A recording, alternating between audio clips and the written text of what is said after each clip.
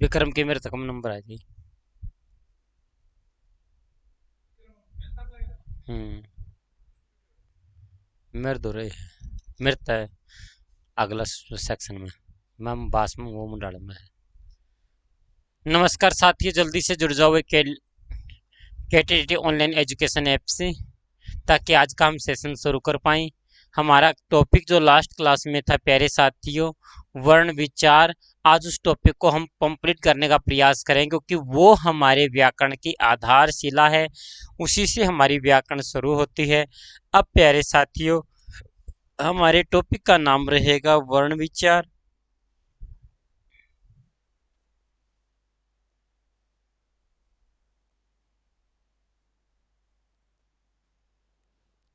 वर्ण विचार वर्ण विचार टॉपिक में हमने पढ़ा था भाई, व्यंजन किसे कहते हैं। जिन वर्णों के उच्चारण में अन्य वर्णों की सहायता लेनी पड़ती है वो हमारा कहलाया था व्यंजन।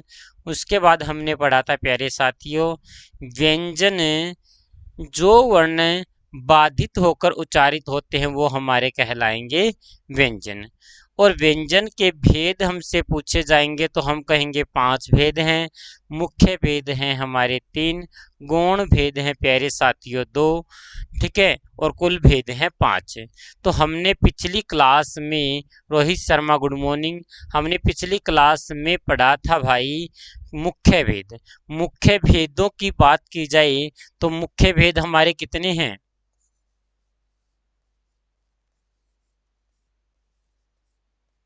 मुख्य भेदों की बात की जाए तो मुख्य भेद हमारे 3 हैं।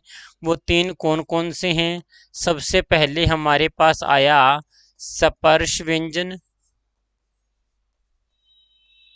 उसके बाद हमारा आया था अंत्यस्थ व्यंजन।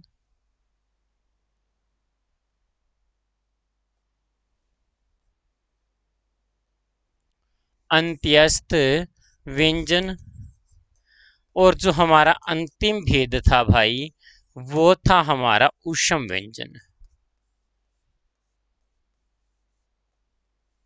ये हमारे मुख्य भेद थे।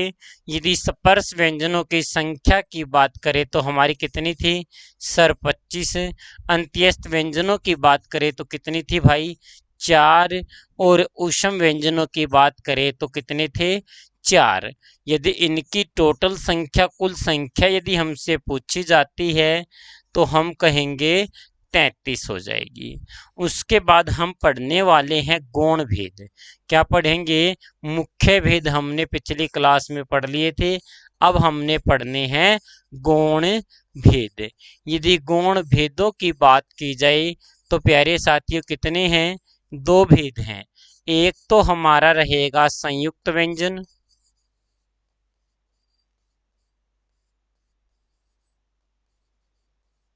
और दूसरा रहेगा भाई उत्क्षिप्त व्यंजन।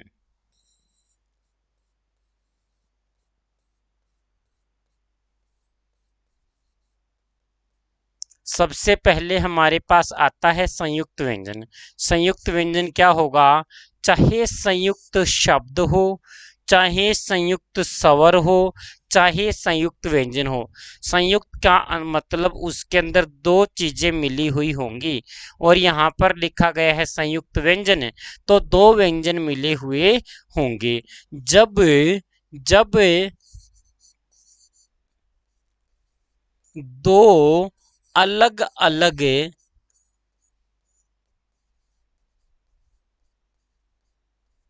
व्यंजनों को मिलाकर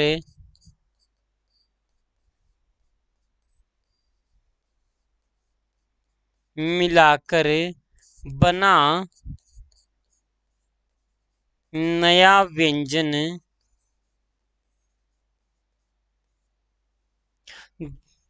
2 अलग अलग व्यंजनों को मिलाकर बना नया व्यंजन संयुक्त व्यंजन कहलाता है।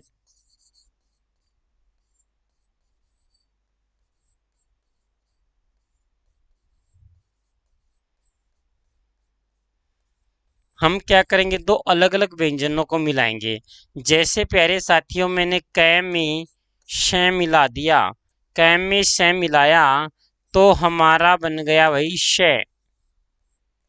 इसी तरह से यदि मैं तय में र मिलाता हूँ, तय में र मिलाया तो बना हमारा त्रय। और इसी तरह से प्यारे बच्चों जय में ये मिलाया, जय में ये मिलाता हूँ तो हमारा बनता है जय। और स में यदि रे मिलाता हूं तो हमारा क्या बनेगा, सरसरय बन जाएगा। ये जो चार व्यंजन हैं, चार व्यंजन कौन कौन से भाई, यदि चार व्यंजनों की बात की जाए तो अक्षय, त्रय, जय, श्रय, ये चार व्यंजन ऐसे व्यंजन हैं जो संयुक्त व्यंजन कहलाते हैं।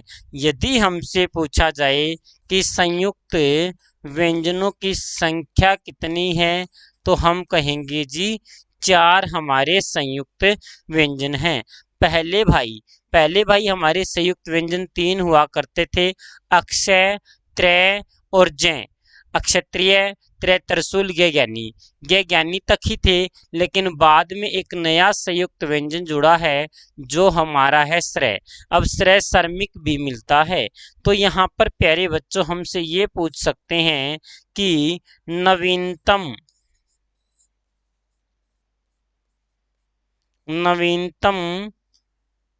संयुक्त व्यंजन कौन सा है। नवीनतम संयुक्त व्यंजन की बात की जाए तो हम कहेंगे जी श्रय है। हमसे एग्जाम में ये पूछा गया था कि ये जो श है, ये जो श है ये किन किन ध्वनियों के मेल से बना है। ये जो श है ये किन किन ध्वनियों के मेल से बना है, तो कै प्लस श प्लस ए, इन तीन ध्वनियों के मेल से बना है हमारा श। इन फ्यूचर प्यारे साथियों हमसे ये पूछा जा सकता है, ये जो जय है ये जय जमा में ये जमा में ए, तो प्यारे साथियों जय है, ये गे नहीं है, ये प्यारे बच्चों गे नहीं है, लेकिन हमें स्कूल में पढ़ाया गया था गे ज्ञानी। अंजू गुड मॉर्निंग भाई, हमें स्कूल में क्या पढ़ाया था, गे ज्ञानी। ये प्यारे बच्चों ज्ञानी नहीं है। यदि ये हमारा ज्ञानी है तो बताओ ये हमारा क्या लिखा हुआ मैंने यहाँ पर, यदि ये ज्ञानी है तो ये क्या है, जल्दी से बताओ। सर ये ज्ञानी नहीं है, ये जानी है, जानी, जानी है। ये हमारा क्या है, ज्ञानी है, ज्ञानी, गए यानी ज्ञानी। तो प्यारे बच्चे ये जानी है। हम अक्सर इसका उच्चारण गलत उच्चारित करते हैं। बाबा रामदेव बोलता है यज, विज्ञान, हम बोलते विज्ञान, वो बोलता है विज्ञान। विज्ञान शुद्ध है, विज्ञान गलत है। तो प्यारे साथियों इस बात का हमें ध्यान रखना है। जय प्लस ये प्लस ऐच से बनता है जय, न कि गे। जय बनेगा न कि गे। यहाँ तक की जानकारी आप सभी को प्रॉपर रूप से समझ में आ गई होगी। इसके बाद भाई हम पढ़ेंगे क्या, इसके बाद हम पढ़ने वाले हैं कौन सा व्यंजन, उत्सिप्त व्यंजन। क्या पढ़ेंगे भाई, उत्सिप्त व्यंजन पढ़ने वाले हैं।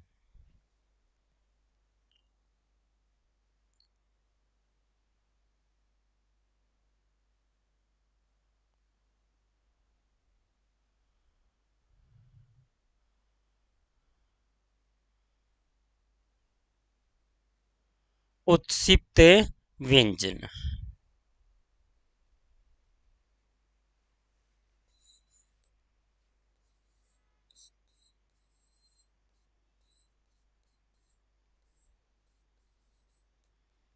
उत्सिप्त व्यंजन क्या होंगे, जिन व्यंजनों को बोलते समय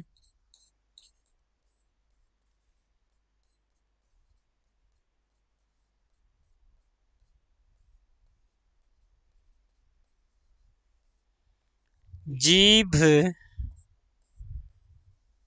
मूर्धा भाग को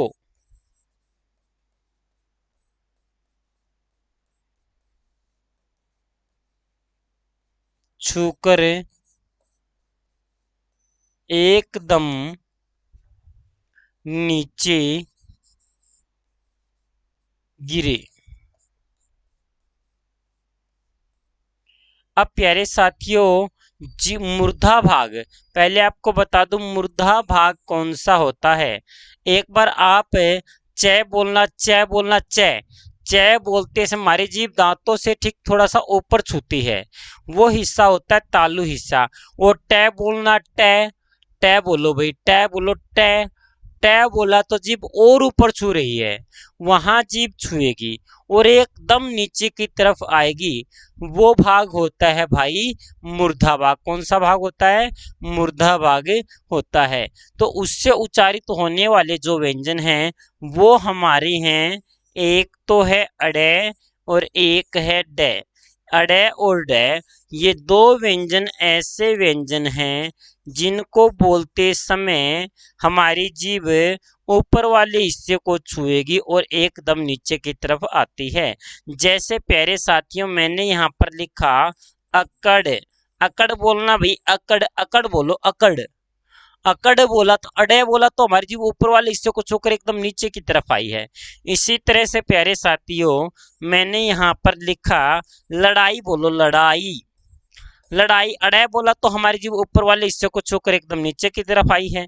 इसी तरह से मैंने यहाँ पर लिखा पड़क, ये पकड़ बोलना, पकड़, अड़े बोला तो फिर नीचे वाले, सड़क, सड़क बोलना, सड़क, तो अड़े बोला तो भी हमारी जीभ नीचे ऊपर वाले हिस्से को छूकर नीचे की तरफ आई है। इसी तरह से जो डे है, ये डे जो है इसका उच्चारण करना है, तो डे, पढ़, हमने बोला पढ़, पढ़ बोला तो एकदम नीचे की तरफ जीभ आई है, यहाँ पर नीचे डॉट लगा रखा भाई, पढ़ाई, तो अब बोलना भी पढ़ाई, पढ़ाई बोला तब भी हमारी नीचे की तरफ जीभ आई है, चढ़, चढ़ाई। तो प्यारे साथियों जब हम जिन वर्णों को बोलते हैं एकदम जीभ मूर्धा भाग को छूकर नीचे की तरफ आती है, वो व्यंजन हमारे कहलाते हैं उत्सिप्त व्यंजन। क्या कहलाएंगे? उत्सिप्त व्यंजन। तो उत्सिप्त व्यंजन से रिलेटेड हमसे एग्जामिनर ने ये क्वेश्चन पूछा था कि उत्सिप्त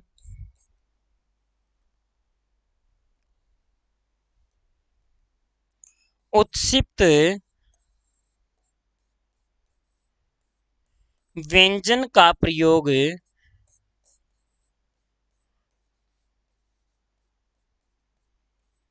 शब्द के कहाँ नहीं किया जा सकता?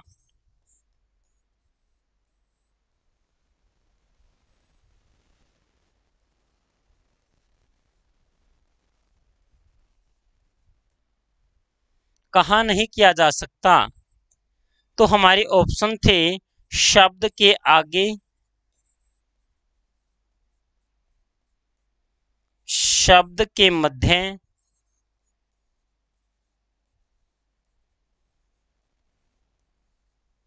के बीच, शब्द के अंत में,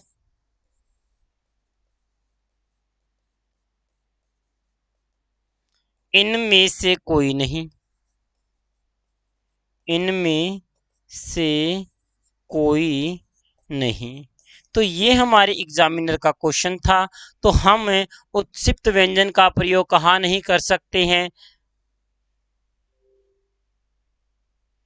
ये भाई ये जो लिखा है, ये लिखा है जय, ये है जय और ये है जय। ये ऊपर जो लिखा है ये जय है और नीचे लिखा है जय, जय, ठीक है, आया समझ में? ये जय है और ऊपर वाला जय है, दोनों में अंतर है भाई। सुशीला वर्मा यहाँ तक समझ में आ गया होगा। गुड मॉर्निंग भाई, ठीक है।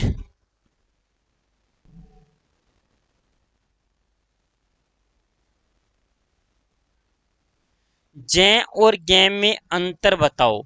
अब देखो भाई जय और गे में क्या अंतर है? जैसे हमारा शब्द बन जाएगा जैसे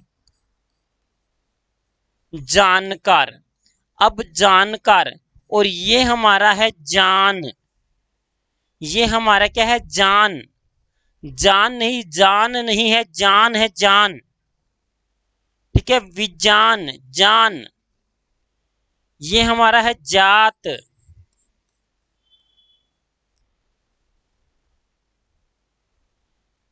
ठीक है, दोनों से अलग अलग शब्द बने हैं, जैसे जानकार, जैसे जीवन, और यहाँ पर विज्ञान, विज्ञान बनेगा भाई। तुम बोलते हो विज्ञान, विज्ञान नहीं होता, विज्ञान होता है, विज्ञान। यज, जात, जात नहीं कह रहा, जात। मनीष कुमार जी गुड मॉर्निंग भाई। यहाँ तक बताओ, जितने भी साथी क्लास को देख रहे हैं, क्या आपको संयुक्त व्यंजन और उत्सिप्त व्यंजन समझ में आ गया है? तो जल्दी से बताओ, उत्सिप्त व्यंजन का प्रयोग शब्द के कहाँ नहीं किया जा सकता?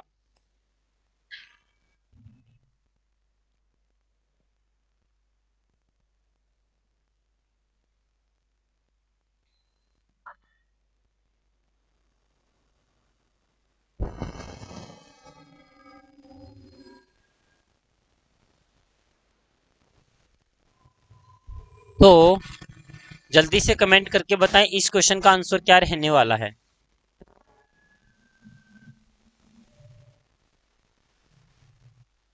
शब्द के आगे, शब्द के मध्य, शब्द के अंत में।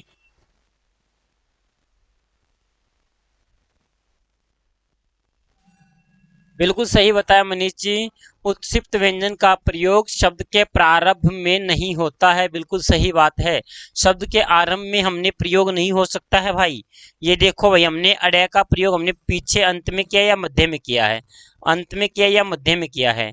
ठीक है, लेकिन इनका प्रयोग शब्द के आगे नहीं हो सकता है।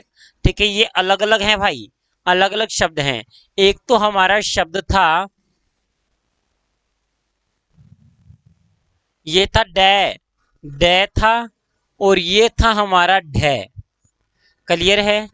एक तो हमारा था टै, ठै, डै, और ये हमारा है ढै, ढै ढक्कन। और ये हमारा प्यारे बच्चों, ये था कैवर्ग का पंचम वर्ण अंग, कै, ख, ग, घ, अंग, पांचवा था भाई। अब जब इनके नीचे ये है हमारा अड़य, और ये है हमारा ढै, ठीक है, ये अलग अलग हैं। जिसके पीछे डोट लगी है वो कैवर्ग का पांचवा है, और जिसके प्यारे साथियों नीचे डोट लगी है वो हमारा है अड़य। ठीक है, ये हमारे हमें गलत पढ़ाया गया था बचपन में, कै, ख, ग, घ, अड़य। अड़य नहीं होता भाई, अंग होता है, अंग। कै, ख, ग, घ, अंग। चै, छ, ज, झ, ञ, टै, ठ, ड, ढ, ण, तै, थ, द, ध, न, पै, फ, ब, भ, म, य, र, ल, व, और श, स, श, है। ये हमारे वर्ण थे। तो प्यारे साथियों, अब हमसे पूछा जाता है संयुक्त व्यंजनों की संख्या कितनी है? तो आपका उत्तर क्या हो जाएगा? 4, सॉरी 2। संयुक्त व्यंजन हमारे कितने हैं सर? 2 हैं। और हमसे पूछा जाएगा उत्सिप्त व्यंजन कितने हैं सर? उत्सिप्त व्यंजन है 4, 4 + 2 = 6। तो हमारे मुख्य व्यंजन कितने हैं सर? 33। और गौण की बात की जाए तो गौण में हमारे संयुक्त हैं, संयुक्त व्यंजन, जिनकी संख्या हमने जान ली है 4 है, प्लस नंबर 2 पे हमारा आया था उत्सिप्त व्यंजन, और उत्सिप्त व्यंजन की भी संख्या कितनी है? 2। अब हमारे कितने हो गए हैं? 6। तो हमारे टोटल कितने हो जाएंगे? 39 हो जाएंगे। मैंने ये चीज़ पिछली कक्षा में पढ़ाई थी कि व्यंजनों की यदि संख्या पूछेगा तो प्यारे साथियों आपने बतानी है 33, और व्यंजनों की कुल संख्या पूछे तो आपने बतानी है 39। यहाँ तक विषय वस्तु क्लियर हो गई होगी। जल्दी से कमेंट करके बताएं, क्या मेरी कक्षा के हर बच्चे को यहाँ तक सब कुछ समझ में आ गया है क्या?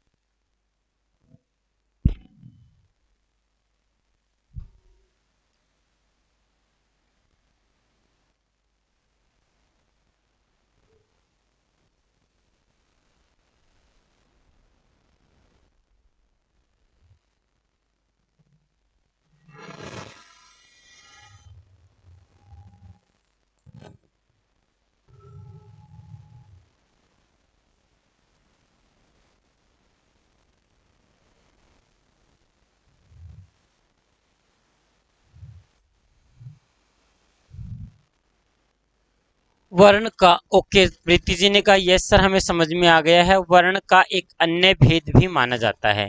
यदि अन्य भेद की बात की जाए तो अन्य भेद हमारा रहेगा, वो रहने वाला है अयोगवा। क्या रहेगा भाई? अयोगवा।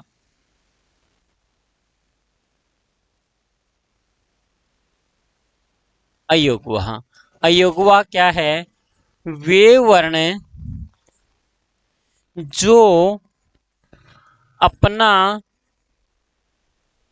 उच्चारण करने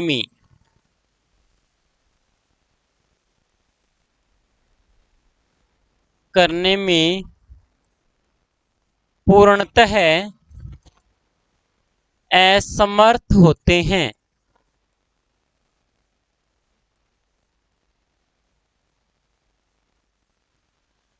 फिर इनका बल्कि अपने उच्चारण में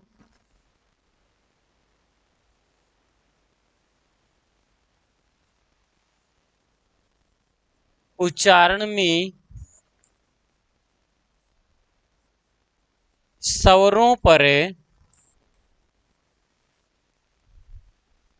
निर्भर रहते हैं। वे वर्ण जो अपना उच्चारण में पूरी तरह से असमर्थ होंगे, अपना उच्चारण नहीं कर पाएंगे, वो क्या कहलाएंगे? अयोग्य कहलाएंगे। फिर उनको उच्चारित करने पर हमें किस पे डिपेंड रहना पड़ेगा? पूरी तरह से स्वरों पर निर्भर रहना पड़ता है। वो वर्ण हमारे क्या कहलाएंगे? अयोग्य कहलाते हैं। वो क्या कहलाते हैं? अयोग्य कहलाते हैं। यदि हमसे पूछा जाए अयोग्य की संख्या कितनी है, तो हमारी संख्या कितनी रहेगी? सबसे पहले हमारे पास आता है नंबर 1 पे आएगा अनुस्वार, जो चंद्र यहां पर हमारा बिंदु लगा होता है। दूसरे नंबर पर आता है अनुनासिक, जो चंद्र बिंदु लगा होता है उसको अनुनासिक कहा जाता है। नंबर 3 पे आता है हमारा विसर्ग। तो अयोग्य की संख्या कितनी है? सर इन दो डॉट को कहा जाता है विसर्ग। तो हमारे ये तीन क्या हैं? अयोग्य हैं। इनका उच्चारण अपने आप नहीं हो सकता, बल्कि हमें पूरी तरह से स्वरों पर निर्भर रहना पड़ता है। किस तरह से? अब मैंने यहाँ पर लिख दिया अंत। ये क्या है भाई? ये है अत। अब मैंने बिंदी लगा दी, क्या बन गया? अंत बन गया। अब इस अनुस्वार का उच्चारण किसकी सहायता से हो रहा है? ए की सहायता से, अंत। इस अनुस्वार का उच्चारण ऐसे किया, अंत। इसी तरह से ये क्या है भाई? दत्त। अब क्या बन गया? सर दंत। इसी तरह से मैंने यहां पर लिखा, मैंने यहां पर लिख दिया भाई, ये क्या है? सर तंग। तंग। अब ये बताओ ये क्या लिखा है? सर ये तो पतंग है। अब क्या बन गया? पतंग। क्या बन गया भाई? पतंग बन गया है। इसी तरह से मैंने यहां पर लिखा संदीप। संदीप। अब इस स के साथ उच्चारण, अंक के साथ, ए के साथ उच्चारण हो रहा है भाई, किसका? ऊपर वाली बिंदी का उच्चारण कर रहे हो। यहां पर जब तक हमने बिंदी नहीं लगाई थी, बिंदन नहीं लगाई थी, तो क्या बोल रहे थे? सर जब तक हमने बिंदी नहीं लगाई थी तो हम बोल रहे थे तग, और अब बिंदी लगाने के बाद क्या बोला? तंग बोला है, तंग। इस बिंदी का उच्चारण हो रहा है। सर बिल्कुल हम इस बिंदी का उच्चारण कर रहे हैं, चाहे अंत हो, दंत हो, तंग हो, पतंग हो, संदीप हो, हमने इस बिंदी का उच्चारण किया है। अब भाई इस बिंदी का उच्चारण करके दिखाओ मेरे को कोई बच्चा। अब इसका उच्चारण हो सकता है क्या? जल्दी से बताओ, इसका उच्चारण कर सकते हो क्या? सर हम इसका उच्चारण नहीं कर सकते हैं। हम इस बिंदी का उच्चारण करने में असमर्थ हैं। इस बिंदी का उच्चारण हमने किसकी सहायता से किया है? सर हमने इस बिंदी का उच्चारण किया है स्वर की सहायता से। हमने बोला है संदीप। हम कुछ इस तरह से संदीप का उच्चारण जो है कुछ इस तरह से कर रहे हैं, सन अन दीप, स के साथ बिंदी का उच्चारण, स के साथ जो ए है, अन, सन, अन, तो संदीप, अन के साथ इस बिंदी का उच्चारण हो रहा है। तो प्यारे साथी, इसका उच्चारण अपने आप में नहीं हो सकता है, बल्कि हमने स्वरों की सहायता से हम इसका उच्चारण करते हैं। इसके बाद हमसे पूछा जाता है अनुनासिक। अनुनासिक का प्रयोग हम कहाँ करते हैं? चंद्र बिंदु के रूप में प्रयोग करते हैं। जैसे मैंने यहां पर लिख दिया,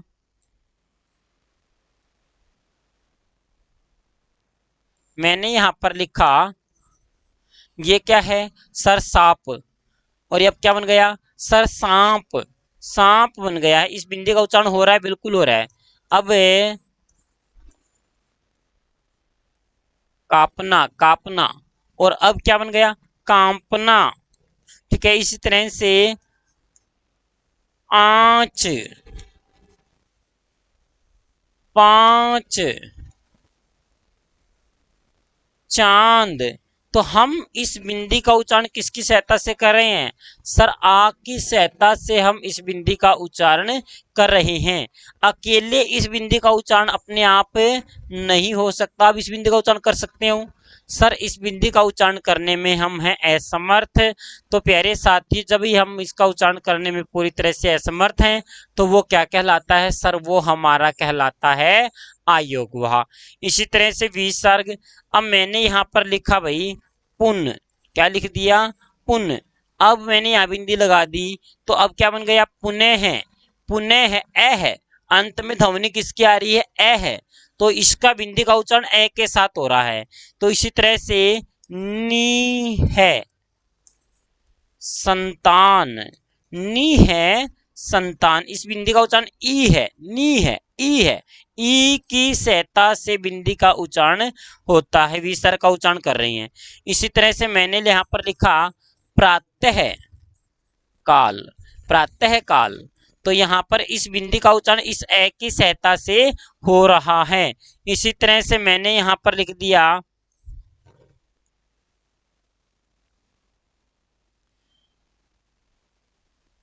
अतः, बिंदी का उच्चारण किसकी सहायता से हो रहा है? तय के अंदर जो ए है, इसकी सहायता से हम इसका उच्चारण कर रहे हैं। प्यारे साथियों, ये 2010 तक हमारे अयोग्य की संख्या 3 हुआ करती थी। कितनी होती थी? 3 होती थी। लेकिन 2015 में हमारा हिंदी में संशोधन किया गया और अनुस्वार और अनुनासिक को एक मान लिया गया है। अब इन दोनों को एक मानकर, इन दोनों को हमने मान लिया एक, और हमारा विसर्ग रह गया है एक। एक और एक दो। हमारे यदि अयोग्य की संख्या यदि अब पूछी जाती है, तो संख्या कितनी बच गई है? 2। पहले कितनी होती थी? 3। अनुनासिक को अब प्रयोग अब बहुत कम होने लगा है भाई। अनुनासिक का प्रयोग हम कम करने लगे हैं। अब इसको हिंदी मानक व्याकरण से निकाल दिया गया है। वैसे मैं लिखवा भी देता हूँ, ठीक है, ताकि आपको अच्छे ढंग से याद रह पाए। नोट डाल के लिखोगे, नोट डाल के लिखना है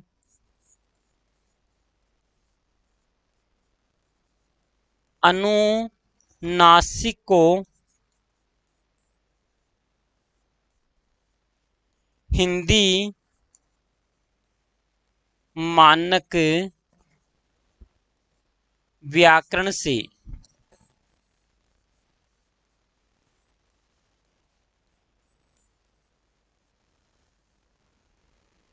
निकाल दिया गया है।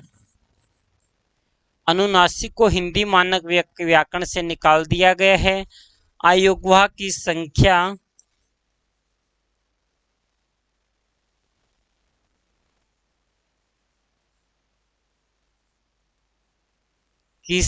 की बात की जाए तो कितनी मानी जाती है? अब 2 मानी जाती है।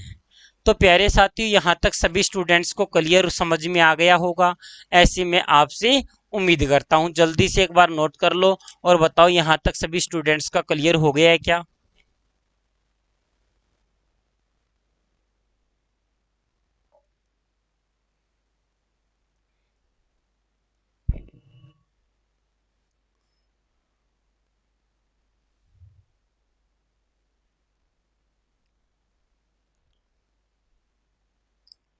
हाँ भाई, एक बार मैंने आपको लिखवाया था कि हिंदी में वर्णों की संख्या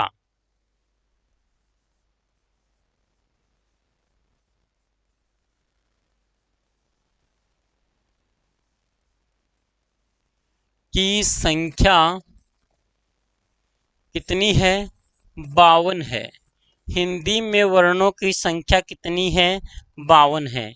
ये मैंने लिखवाया था। और आपको बता दूं, लेखन के आधार पर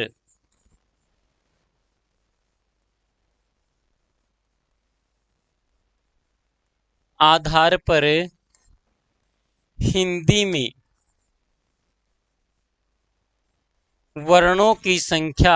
वर्णों की कुल संख्या कितनी बताई थी? 55 है। ये दो मैंने बातें आपको पहली कक्षा में, वर्ण की जब पहली क्लास ली थी उसमें ये बातें बताई थी। हिंदी में वर्णों की संख्या कितनी है? 52 है। 52 वर्ण कौन से हैं? अब उन पे करते हैं विचार। सबसे पहले हमारे पास आते हैं स्वर। और स्वरों की संख्या कितनी है? 11 है। स्वरों की संख्या कितनी है भाई? 11 है। 11 स्वर कौन कौन से हैं? ए, आ, ई, दीर्घ ई, उ, दीर्घ उ, री, ए, आई, ओ, औ। तो हमने काउंट करने थे कितने? 52। तो स्वर कितने हैं? स्वरों की संख्या की बात की जाए तो स्वर हमारे होने वाले हैं 11। उसके बाद हमसे पूछा जाएगा कि हमारे स्पर्श व्यंजन स्पर्श व्यंजन स्पर्श व्यंजनों की बात की जाए तो कितने रहने वाले हैं? 25। स्पर्श व्यंजन कितने हैं? 25। कैसे मैं तक, कैसे लेकर मैं तक के कै ख ग घ अंग, च छ ज झ ये, ट ठ ड ढ त थ द ध न, प फ ब भ मैं। तो इस तरह से पांच पांच के पांच पेयर बनेंगे, पांच पेयर बन जाएंगे, 25 हमारे क्या हो जाएंगे? स्पर्श व्यंजन हो जाएंगे। इसके बाद बात की जाएगी भाई हमारे ऊष्म व्यंजन, सॉरी, अंत्यस्थ व्यंजन की। अंत्यस्थ व्यंजन की बात की जाए तो चार रहने वाले हैं। चार कौन से होंगे? ये, रे, ल, व। ये, रे, ल, व, ये हमारे क्या होने वाले हैं? अंत्यस्थ व्यंजन होने वाले हैं। अब हमसे पूछा जा सकता है कि संयुक्त व्यंजन, सॉरी, ऊष्म व्यंजन कौन से हैं?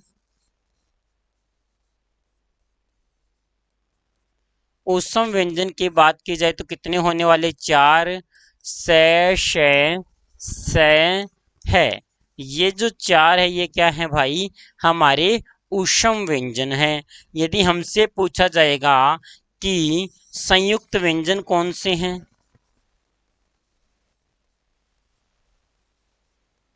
संयुक्त व्यंजनों की संख्या चार है। चार कौन से हो जाएंगे?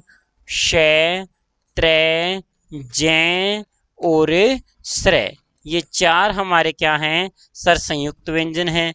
उसके बाद हमसे पूछ सकता है कि अंत्यस्थ व्यंजन भी बता दिए, ऊष्म व्यंजन बता दिए, संयुक्त व्यंजन, उत्सिप्त व्यंजन कौन से हैं? उत्सिप्त व्यंजनों की बात की जाए तो कितने हैं? दो हैं। कौन से?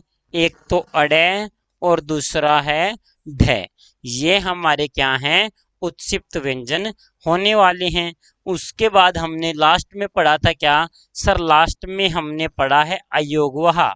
और अयोगवहा की संख्या कितनी है भाई? तो हमने पढ़ लिया अयोगवा है हमारे दो। कौन से? एक तो अनुस्वार वाला जिसके ऊपर हम अंग मानते हैं, और एक है विसर्ग वाला ए है। तो अंग और ए है। इस तरह से हमने इनकी संख्या काउंट करनी है, कितनी हो जाएगी? सर संख्या की बात करते हैं तो संख्या हमारी एक और पाँच छः, छः और चार दस, दस चार चौदह, चौदह चार अठारह, अठारह दो 20 और दो 22।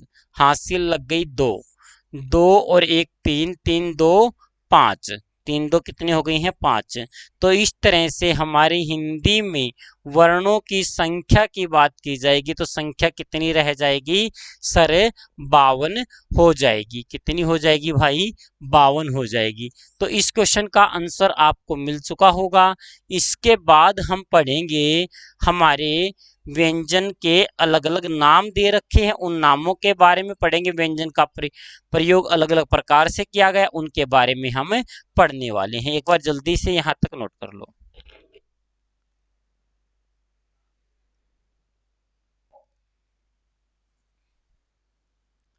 अब हम पढ़ेंगे हमारे व्यंजन में हम पढ़ेंगे प्राण तत्वों के आधार पर या स्वर तंत्रिका के आधार पर व्यंजन के भेद। स्वर तंत्रिका के आधार पर पढ़ाने से पहले मैं आपको व्यंजन लिख देता हूं भाई, क्योंकि यहां से हमारा काम आधा आसान हो जाएगा। क ख ग घ अंग,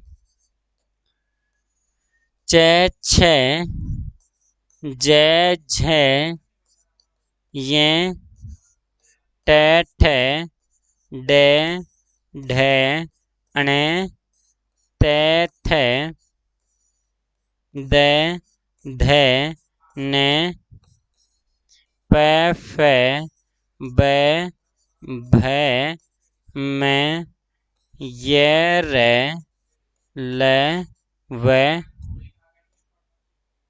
श।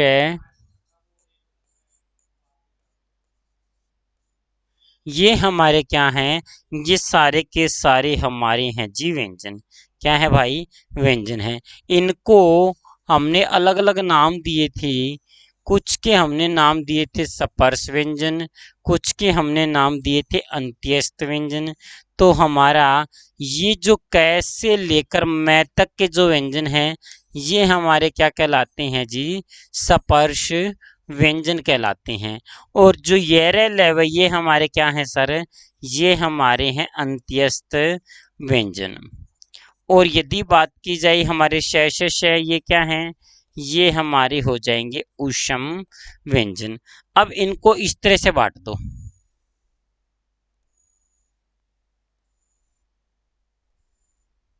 इस तरह से बांटने के बाद अब हमसे पूछा जाता है स्पर्श वर्णों का पहला व्यंजन कौन सा है। यदि स्पर्श वर्णों का पहला व्यंजन की बात की जाए तो हमारा क च ट त प ये हमारा है पहला व्यंजन। और ख छ ठ ठ फ सर ये हमारा हो जाएगा दूसरा व्यंजन। तो ग ज ड द ब ये तीसरा, ग झ ढ ध ब ये चौथा, और अंग य अण न म ये हमारा हो जाएगा पांचवा व्यंजन। एक बार भाई हम इसका अभ्यास करेंगे। हमसे पूछा जाएगा स्पर्श वर्णों का पहला व्यंजन कौन सा है, तो आप क्या बोलेंगे क च ट त प। और दूसरे की बात की जाएगी तो ख छ ठ ठ फ। और तीसरे की बात की जाएगी तो ग ज ड द ब। चौथे की बात की जाए तो घ झ ढ ध भ। और पांचवें की बात की जाए तो एक बार ध्यान से सुन लो भाई, पांचवें वाला एक बार ध्यान से सुनना पड़ेगा।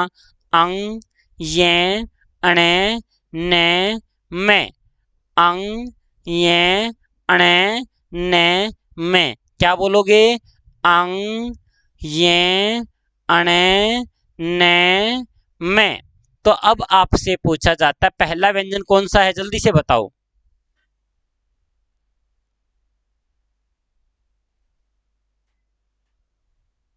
एक बार प्रीति में मात्रा बता दो। प्रीति आपने कल कक्षा अटेंड नहीं की ना, इसीलिए आपको नहीं समझ में आया। ले भाई प्रीति में एक बार मात्रा बता दो।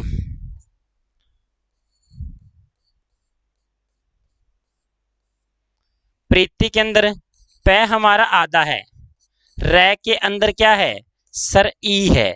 यदि आधे व्यंजन से पहले कोई व्यंजन होता वो डबल हो जाता, इससे पहले कोई व्यंजन है सर नहीं है। र के अंदर क्या है ई की कितनी मात्रा है दो। और उसके बाद तय में क्या है सर, तय में है ई की कितनी एक।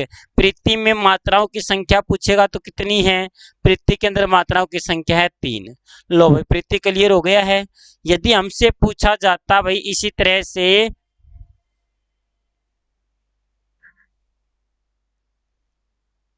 इसी तरह से हमसे पूछ लिया जाता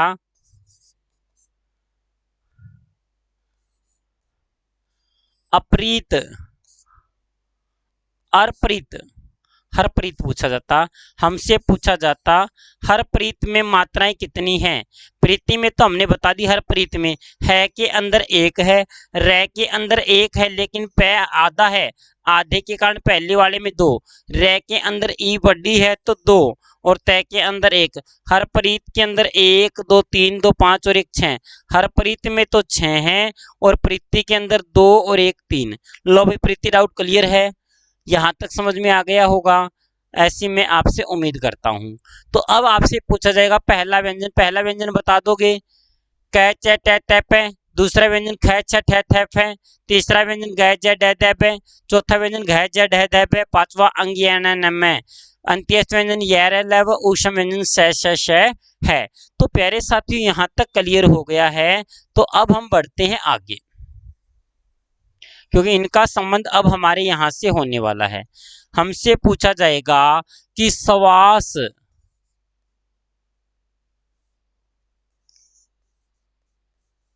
सवास या प्राण तत्व के आधार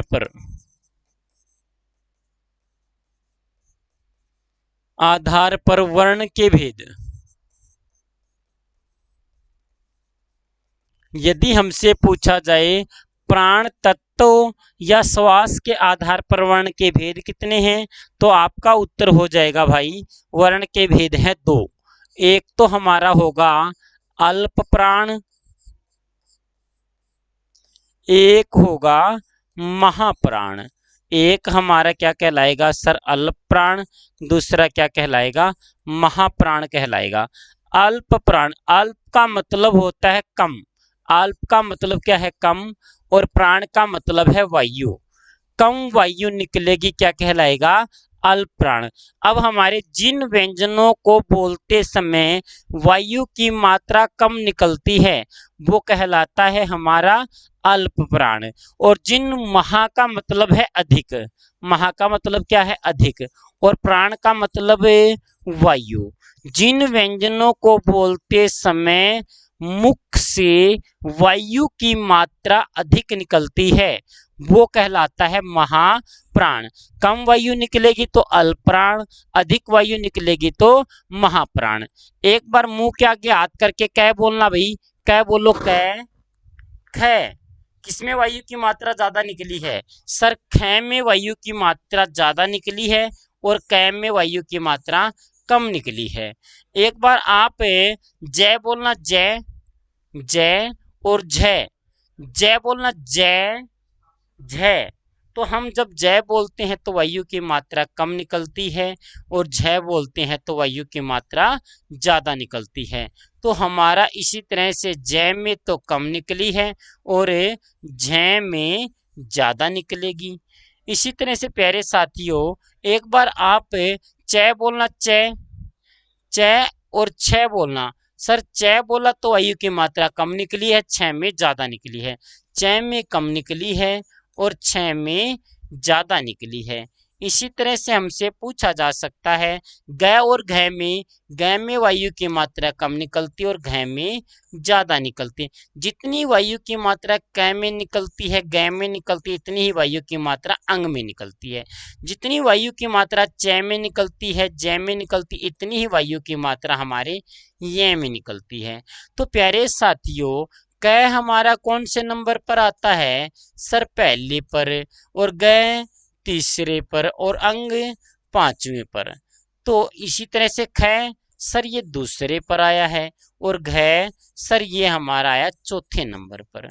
तो हमसे पूछा जा सकता है कि अल्प प्राण वर्ण कौन से हो जाएंगे सर, पहला, तीसरा, पांचवा। पहला, तीसरा, पांचवा समझ गए होंगे, पहला, तीसरा, पांचवा। पहले, तीसरे, पांचवे की बात की जाए तो क ग अंग, च ज य, ट ड ण, त द न, प ब म। और दूसरे चौथे की बात की जाएगी तो ख घ छ ज ठ ड थ ध ध, फ, भ, इनको बोलते समय वायु की मात्रा ज्यादा निकलती है। तो यहाँ तक क्लियर हो गया होगा, ऐसी मैं आपसे उम्मीद करता हूँ।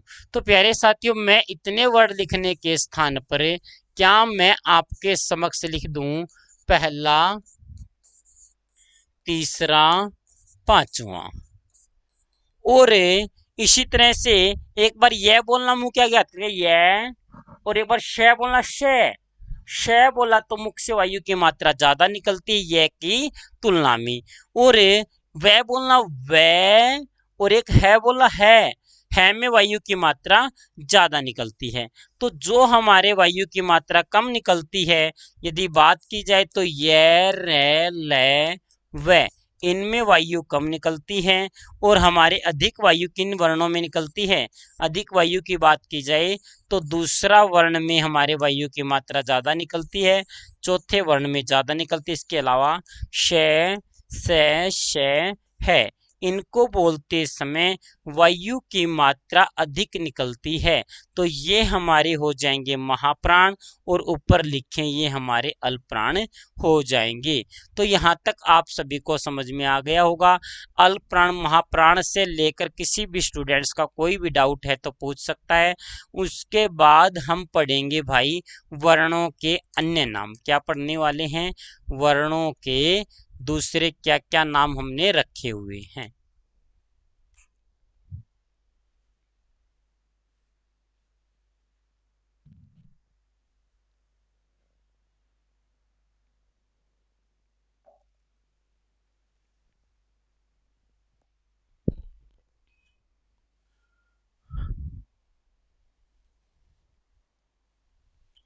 वर्णों के अन्य नाम।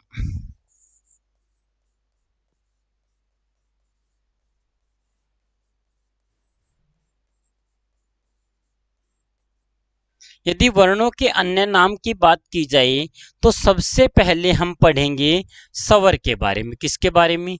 स्वर के बारे में।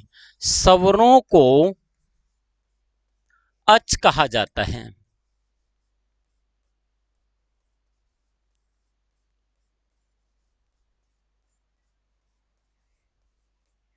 प्यारे साथियों, आपको बता दूं कि जिसे हिंदी भाषा में हम स्वर कहते हैं उसी को संस्कृत भाषा में अच भी कहा जाता है। स्वर का दूसरा नाम क्या है? अच। हो सकता है एग्जामिनर आपसे ये पूछ ले कि इनमें से अच कौन सा है, इनमें से अच कौन सा है, ऐसे क्वेश्चन भी पूछ सकता है। इनमें से अच कौन सा है, ऐसे भी क्वेश्चन दे सकता है। ए ऑप्शन है च, बी ऑप्शन है री, सी ऑप्शन है अड़े, और डी ऑप्शन है श। इनमें से अच कौन सा? अच का मतलब स्वर, अच का मतलब क्या है? स्वर। तो हमारा अच कौन सा हो जाएगा? तो आप बताएं कमेंट करके। तो क्योंकि स्वरों को तो अच कहा जाता है तो हो सकता है एग्जामिनर ये भी पूछ सकता है। अब हमसे पूछ सकता है स्वर को क्या कहते हैं? अच कहा जाता है। उसके बाद जो हमारे व्यंजन हैं, व्यंजन को हल कहा जाता है।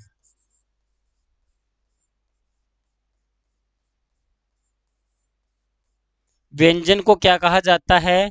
सर हल कहा जाता है। संस्कृत में हम बोलते हैं हल और हिंदी में बोलते हैं व्यंजन। अब हमसे पूछा जा सकता है कि हल कौन सा वर्ण है, तो आप उम्मीद करता हूं आप सभी पहचान लेंगे।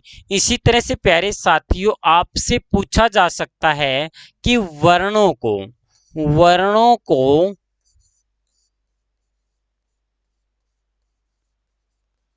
अल कहा जाता है। वर्णों को हम क्या कहेंगे? अल कहेंगे। उसके बाद हमारा प्यारे साथियों जो सपर्श व्यंजन है, सपर्श व्यंजन है, सपर्श व्यंजनों को हम क्या कहेंगे? सर हम कहेंगे वर्गीय व्यंजन। क्या कहेंगे, वर्गीय व्यंजन, क्योंकि इनके वर्ग होते हैं। वर्ग किस तरह से, क वर्ग, च वर्ग, ट वर्ग, त वर्ग, प वर्ग। तो इसका आंसर मनीष ने दिया है सबसे पहले और सबसे सटीक आंसर दिया, बिल्कुल सही है। तो जो व्यंजनों को के वर्ग होते हैं तो इसलिए सपर्श व्यंजन को क्या कहेंगे, वर्गीय व्यंजन कहा जाता है। उसके अलावा इन्हें उगित वर्ण भी कहा जाता है। उगित व्यंजन क्या कहेंगे सर, हम कहेंगे उगित व्यंजन। इसके अलावा इनका एक नाम और है सर, सपृष्ठ व्यंजन। क्या कहेंगे भाई, इनको हम सपृष्ठ व्यंजन भी कह सकते हैं। अब जो सपर्श व्यंजन है कैसे लेकर मैं तक, उनको वर्गीय व्यंजन, उगित व्यंजन और सपृष्ठ व्यंजन भी कहा जाता है। उसके बाद बात की जाएगी भाई, बात की जाएगी हमारे किसकी, हम पढ़ेंगे अंत्यस्थ व्यंजन की।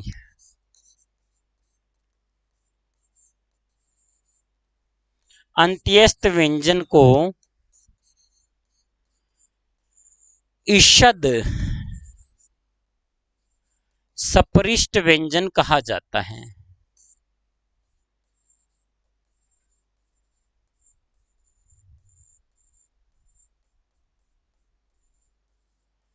ईषद व्यंजन को ये अंत्यस्थ व्यंजन जो ये लव है इनको क्या कहेंगे, ईषद सपृष्ठ व्यंजन कहा जाता है।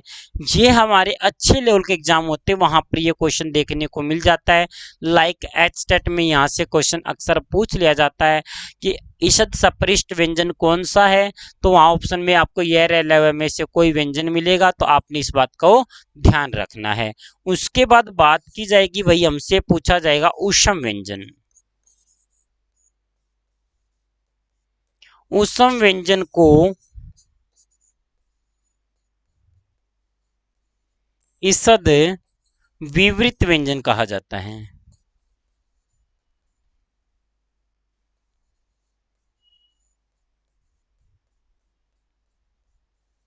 क्या कहेंगे, ईषद विवृत व्यंजन नाम रख रखा किसका, हम कहेंगे भाई किसका रख रखा है, ऊष्म व्यंजन का एक नाम और है ईषद विवृत व्यंजन। संस्कृत भाषा में सपर्श को सपृष्ठ व्यंजन और अंत्यस्थ व्यंजन को ईषद सपृष्ठ व्यंजन और ऊष्म व्यंजन को ईषद विवृत व्यंजन कहा जाएगा। उसके बाद हमसे पूछा जा सकता है कि सभी स्वरों को विवृत वर्ण भी कहा जाता है। विवृत वर्ण स्वरों का एक नाम और है अच के अलावा। अच के अलावा क्या कहेंगे, विवृत वर्ण भी कहते हैं। और हमारा जो प्यारे साथियों ए है, अकेला ए को हम क्या कहेंगे, संवृत व्यंजन। तो ए हमारा विवृत में भी आएगा और अकेला जो ए है उसको लौकिक विग्रह के आधार पर हम विवृत वर्ण भी कहते हैं।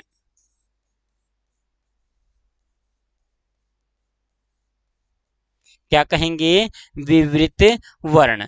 उसके बाद बात की जाएगी, हमसे पूछा जाएगा कि पार्श्विक व्यंजन,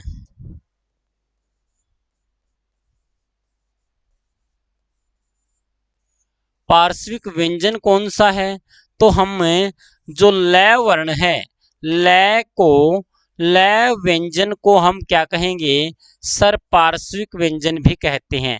ल पार्श्व का मतलब होता है बगल, पार्श्व का मतलब होता है बगल या साइड। अब जब ल का उच्चारण करते हैं तो जीभ के दोनों साइड से ल बोलते, ल बोलना, ल हमारी जीभ है वो बैलन की तरह आगे से मुड़ जाती है और हम जब ल बोलते हैं तो जीभ के दोनों तरफ से वायु निकलती है, तो इस ल को हम क्या कहेंगे, पार्श्विक व्यंजन भी कहेंगे। उसके बाद हमारा व्यंजन जो रहेगा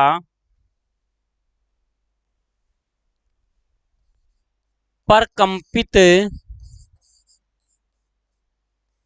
या लुंठित व्यंजन।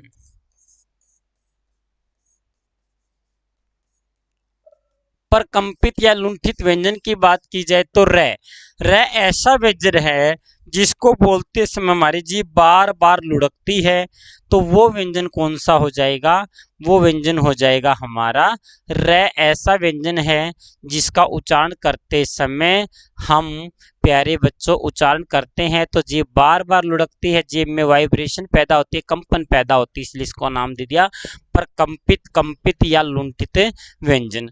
अब हमसे एग्जामिनर पूछ लेता है कि विदेशज वर्ण कौन से हैं?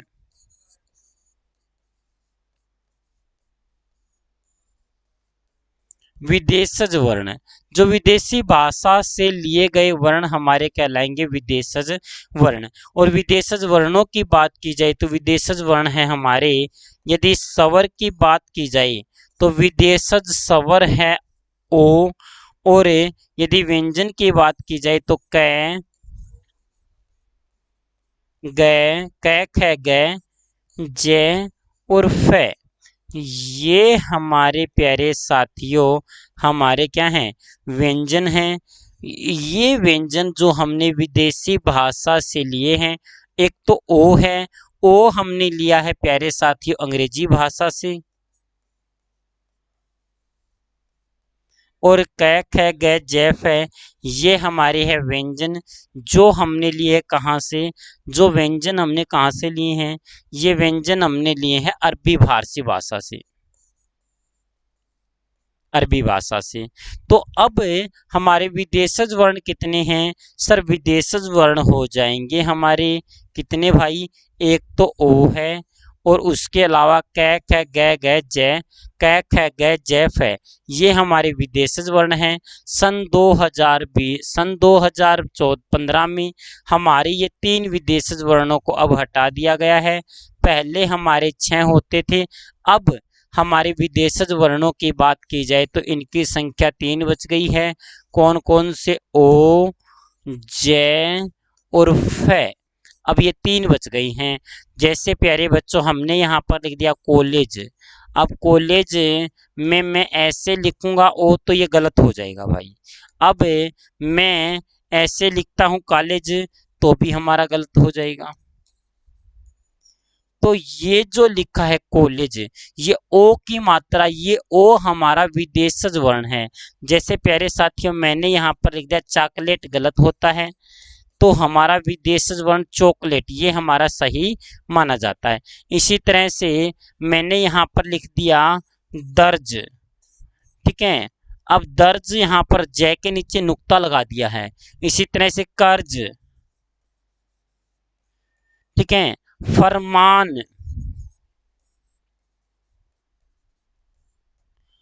फरिश्ता,